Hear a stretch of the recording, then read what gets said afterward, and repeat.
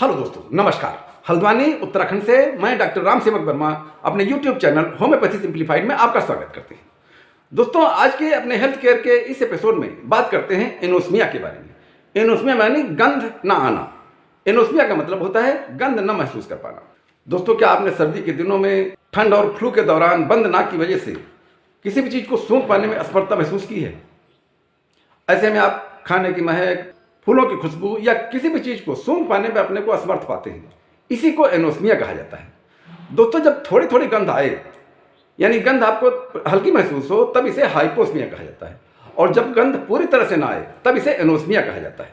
दोस्तों, सूंघने की शक्ति मानव शरीर की 5 ज्ञानेंद्रियों में से एक है। दोस्तों, गंध या खुशबू का एहसास न हो पाने पर हमारे जीवन के कई पहलू प्रभावित होते हैं। अच्छी महक के बिना भोजन का स्वाद फीका लग सकता है।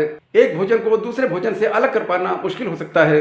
खाने में रुचि कम हो सकती है। खाना न खाने से वजन कम हो सकता है। खराब पोषण हो सकता है और यहाँ तक कि अवसाद यानी डिप्रेशन भी हो सकता है। सूंघने की शक्ति हमें धुएं, आग के खतरों, खतरनाक और जहरीली गैसों, जहरीले रसायनों, खराब और सड़े हुए भोजन के प्रति सावधान करती है। दोस्तों, एनोस्मिया कोई गंभीर बीमारी नहीं है। एनोस्मिया और हाइपोस्मिया आमतौर पर सर्दी या साइनस इन्फेक्शन का साइड इफेक्ट हो सकता है, दुष्प्रभाव हो सकता है, और सर्दी या साइनस इन्फेक्शन ठीक हो जाने पर यह अपने आप ठीक भी हो जाती है। लेकिन कभी कभी एनोस्मिया डायबिटीज की वजह से या सिर पर लगी गहरी चोट की वजह से भी हो सकती है। जैसे जैसे हमारी उम्र बढ़ती है, हमारी सूंघने की क्षमता में कमी महसूस होती चली जाती है, क्योंकि उम्र बढ़ने के साथ साथ हमारी सारी ज्ञानेंद्रियां और सारी कर्मेंद्रियां धीरे धीरे शिथिल होने लगती है। दोस्तों, एनोस्मिया के बारे में आगे बात करने से पहले नाक की मैकेनिज्म और स्मेल सेंसेशन मैकेनिज्म के बारे में बात करते हैं।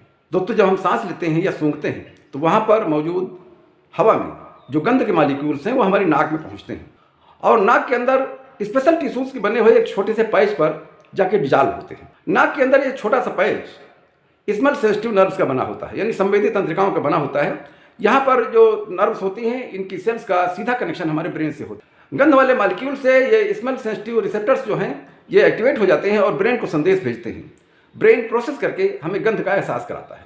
जब कभी नाक में स्थित ये स्मेल रिसेप्टर्स किसी वजह से क्षतिग्रस्त होते हैं, बाधित होते हैं या इनमें रुकावट होती है, तब नाक से ये संदेश हमारे ब्रेन तक नहीं पहुंच पाते हैं और हम सूंघने में असमर्थ महसूस होते हैं।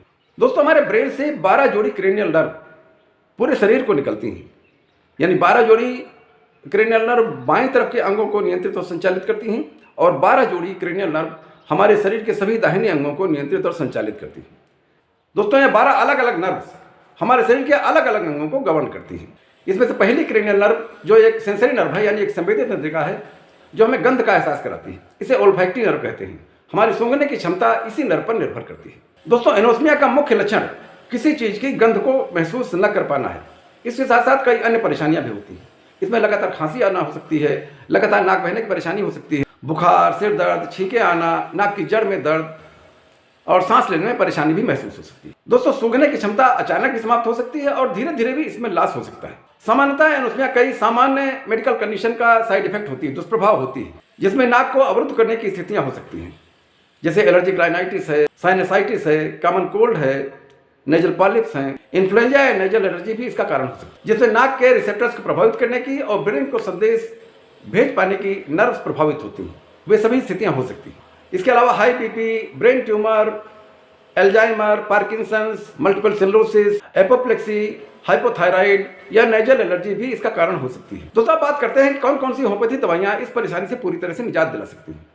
तो हमारे पास जो मरीज आते हैं उनमें ज़्यादातर मरीज तो ऐसे होते हैं जिनको पहले से कोई नाक की परेशानी होती है, यानी साइनसाइटिस होती है या एलर्जिक राइनाइटिस होती है या कॉमन कोल्ड होता है, और उस बीमारी का इलाज करने से ये परेशानी अपने आप ठीक हो जाती है। लेकिन जब कभी ये परेशानी लंबे समय तक ठीक नहीं हो पाती तब इसमें दवाइयाँ देने की जरूरत होती है। तो प्रॉपर केस टेकिंग के बाद में जो हम पहली दवाई देते हैं वो एक कॉन्स्टिट्यूशनल मेडिसिन होती है जो सभी मरीजों पर अलग अलग हो सकती है। इसमें जो दूसरी दवाई देते हैं वो होती है नाइट्रम म्योर 30। नाइट्रम म्योर 30 की 4-4 बूंद दवाई, 4-4 गोलियाँ दिन में 3 बार देते हैं। दूसरी दवाई होती है कालीबाई क्रोमिकम 30। कालीबाई क्रोमिकम 30 की 4-4 बूंद दवाई, 4-4 गोलियाँ दिन में 3 बार देते हैं। इसमें हम एक मदर टीचर का कम्बिनेशन देते हैं, जिसमें 2 मदर टीचर होती है। पहली मदर टीचर होती है लिम्ना माइनर मदर टीचर और दूसरी मदर टीचर होती है ट्यूक्रियम मारम मेरम मदर टीचर। आधे कप पानी में दोनों दवाइयों की 10-10 बूंद डाल करके दिन में 3 बार पीना है। लगातार इन दवाइयों का सेवन करने से जो सूंघने की क्षमता है ये वापस आ जाती है और मरीज पूरी तरह से स्वस्थ हो जाता है। तो दोस्तों, ये था मेरा वीडियो एनोस्मिया के बारे में। यदि आपको अच्छा लगा हो तो प्लीज़ लाइक कीजिएगा, शेयर कीजिएगा, हमारे चैनल को सब्सक्राइब जरूर कीजिएगा। ठीक है दोस्तों, मिलते हैं अगले वीडियो में। नमस्कार।